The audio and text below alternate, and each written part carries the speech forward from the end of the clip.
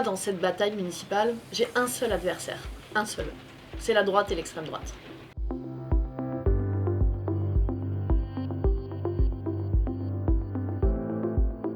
Moi, je suis nantaise, enfin, je suis née et j'ai grandi à Vertou, donc dans la métropole. Ensuite, j'ai été au lycée Bourdonnière. Puis j'ai fait une prépa à Guisto, un établissement que vous connaissez, je crois.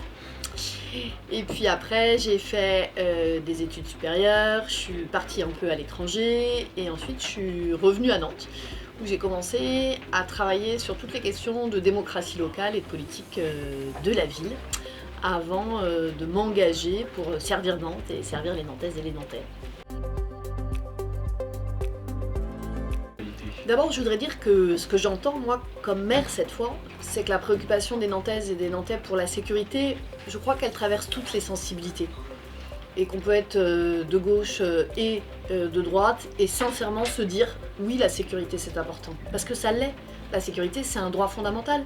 Et moi je veux qu'à Nantes, qu'on soit un homme ou une femme, on puisse se déplacer tranquillement, sereinement, en sécurité le jour ou la nuit. Ça se décrète pas. Ça s'improvise pas.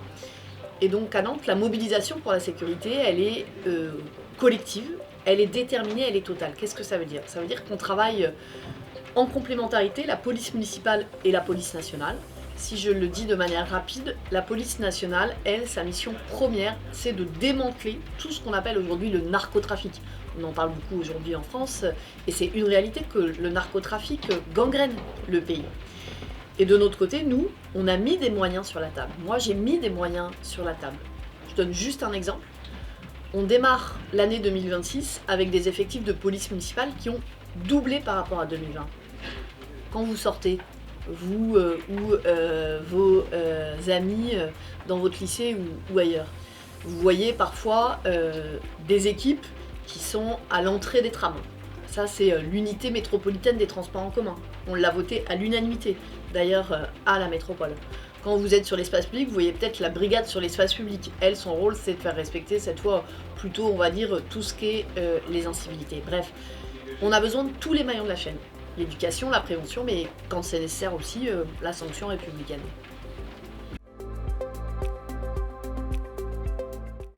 Donc il y a ce qu'on fait aujourd'hui, et puis là où on veut continuer à progresser. Ce qu'on fait aujourd'hui, vous le savez peut-être, ce qu'on appelle l'hébergement d'urgence, donc c'est mettre les gens à l'abri. En France, dans la loi, c'est la compétence de l'État. Donc en théorie, si on faisait que ce qui est le job de la ville, on devrait même pas s'en occuper. Moi, il y a un certain nombre de sujets sur lesquels j'ai dit, même si c'est pas dans notre job, dans la loi, on doit s'en occuper. Par exemple, quand j'ai ouvert Citadelle, qui est le lieu pour les femmes victimes de violences, que j'ai ouvert il y a quelques années, qui est ouvert 7 jours sur 7, 24 heures sur 24, c'est pas non plus dans les compétences obligatoires de la ville. Mais je l'ai fait parce que c'était nécessaire, parce que ces femmes, il fallait leur proposer une réponse. Et bien, sur l'hébergement d'urgence, c'est le même état d'esprit. Tous les soirs à Nantes, on finance ou on cofinance 1600 places pour mettre à l'abri.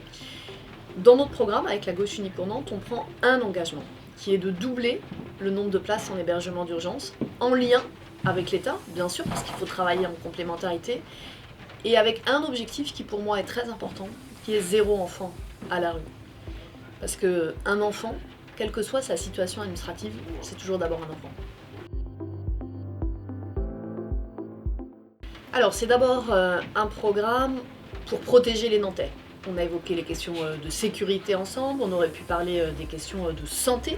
Dans ce mandat, on a ouvert des maisons et des centres de santé, et donc demain, on ira plus loin sur ce sujet.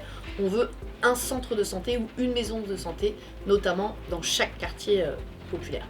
C'est aussi un programme où on veut que les Nantaises et les Nantais puissent choisir leur parcours de vie. C'est toute la question de l'émancipation. Ça passe par la culture. Vous avez peut-être suivi qu'on mène une petite bataille sur le sujet aujourd'hui. Il y a ceux qui disent qu'il faut couper toutes les subventions de la culture ça sert à rien, ou c'est que pour quelques-uns qui pourraient en avoir les moyens. Avec nous, demain, la culture, elle va rester prioritaire. Je le dis parce qu'en ce moment même, c'est la Biennale internationale du spectacle à Nantes, et il y a aussi des gens qui ont perdu leur emploi. Derrière les coupes culturelles, c'est aussi les emplois de celles et ceux qui travaillent. Les artistes, mais aussi les régisseurs, toutes celles et tous ceux qui contribuent à ce qui est aussi une forme de l'économie. Bien sûr, des propositions fortes sur l'écologie. Vous avez peut-être vu que dans ce mandat, on a planter 50 000 arbres et arbustes, débitumer 14 hectares, eh bien je vous donne juste un exemple, on va multiplier par 2 les objectifs de débitumination. Et puis pour pas être trop long, parce qu'il y aurait tellement de choses à dire, et je l'évoque parce que je sais que c'est aussi une question qui peut concerner les jeunes. En tout cas, moi quand je rencontre des associations, soit étudiantes, soit lycéennes, elles me parlent beaucoup, et notamment depuis la crise Covid, de la santé mentale des jeunes. Et donc la question de la santé mentale, elle va aussi faire partie de nos priorités avec des propositions concrètes derrière. Nous, l'engagement qu'on prend, c'est que l'éducation et la culture, ça reste les premiers budgets de la ville, parce qu'on considère que c'est par là que tout commence. La deuxième chose, c'est que on mène la bataille des idées sur ce champ-là. Parce que quand on supprime les subventions au Festival des Trois Continents, ou au Festival du film espagnol, ou au Biennale international du spectacle dont je vous parlais tout à l'heure, on fragilise tout un tissu culturel. Et ça, en fait, on ne peut pas s'y résoudre, y compris parce que dans une société qui est très fragmentée, eh bien, on a besoin de la culture et des arts parce que ça ressemble, ça rassemble. Et je le dis d'autant plus, vous évoquez votre lycée, l'exemple du festival en est un, mais je pense aussi à la filière Cinésup.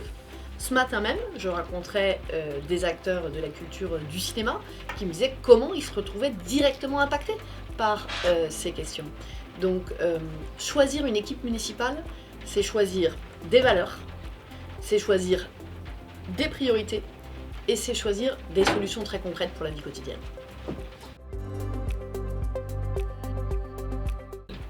Deux choses. D'abord, moi j'ai vraiment été très marquée ces dernières années par la montée en puissance de cette question chez les jeunes que je rencontrais. Il y a quelques années, quand je rencontrais des jeunes, ils me parlaient des transports, ils me parlaient de l'accès à la culture, ils me parlaient du logement étudiant, ils m'en parlent toujours. J'en profite pour dire que dans le programme, on s'engage sur 700 logements étudiants. Mais c'est vrai que la question de la santé mentale a pris de l'espace et de plus en plus d'espace. Donc pour nous, ça passe par deux choses. Soutenir ce qui peut exister dans la vie étudiante, à la fois les associations qui travaillent sur ces sujets, qui sont engagées sur ces sujets, et puis aussi prendre les choses en amont. Et nous ouvrirons dès le mois de septembre prochain, si les Nantaises et les Nantais nous font confiance, une maison des enfants. Cette maison des enfants, alors pour le coup elle s'adresse aux plus jeunes que vous, mais on a aussi besoin de prendre les choses en amont. Elle sera ouverte aux enfants d'âge élémentaire, parce que moi je rencontre des familles qui me disent parfois, quand mon enfant va pas bien, il faut attendre 12 mois, 15 mois ou 18 mois pour avoir un rendez-vous. Vous imaginez quand quelqu'un va pas bien, si on attend 18 mois pour avoir un rendez-vous, c'est juste pas possible. Donc aussi, c'est une élection municipale, c'est aussi ça. C'est de dire où est-ce qu'on décide de mettre le paquet parce que c'est absolument nécessaire. Pour la boutade, il dit beaucoup de choses qui sont pas toujours vraies. Il a dit par exemple qu'il n'y avait pas de marché de Noël à Nantes et il a quand même réussi à se faire filmer juste à côté du marché de Noël. Donc bon, c'est important quand même parce que derrière c'est le rapport à la vérité, le rapport à la démocratie, tout ça dans le monde d'aujourd'hui, ça compte beaucoup. Bah, en fait, je vais le dire de manière directe, sur ce sujet il n'est pas du tout crédible. Je vais prendre juste un exemple, qui vient pas de moi, qui vient de lui. Il a annoncé un grand projet moderne, un tunnel qui passerait sous la Loire et qui irait dans le Bas-Champenois. Au-delà du fait que ça coûte à peu près 400 millions d'euros, pour vous donner un ordre d'idée, 400 millions d'euros, c'est le budget de fonctionnement de toute l'année à Nantes, pour la sécurité, on en parlait, l'écologie, on en parle, la santé, l'éducation. Et ça, par exemple, c'est totalement anti-écologique, ça amènerait des milliers et des milliers de voitures dans l'ouest de la ville. Je pense que sur ces sujets aussi importants, parce que moi je crois que le défi du climat c'est vraiment un des défis du siècle. On ne peut pas se permettre de dire des choses et de faire l'inverse. La réalité c'est qu'il a voté contre un certain nombre de mesures sur ce sujet. Là où nous, on a augmenté le bio dans les cantines, travaillé sur la rénovation énergétique des logements, développé les pistes cyclables, ouvert demain 2 lignes de tramway. Donc voilà, comme moi j'ai envie d'une campagne qui est belle et qui est respectable, je préfère vous parler de ce que nous on fait sur l'écologie parce que sincèrement je crois que c'est beaucoup plus sérieux.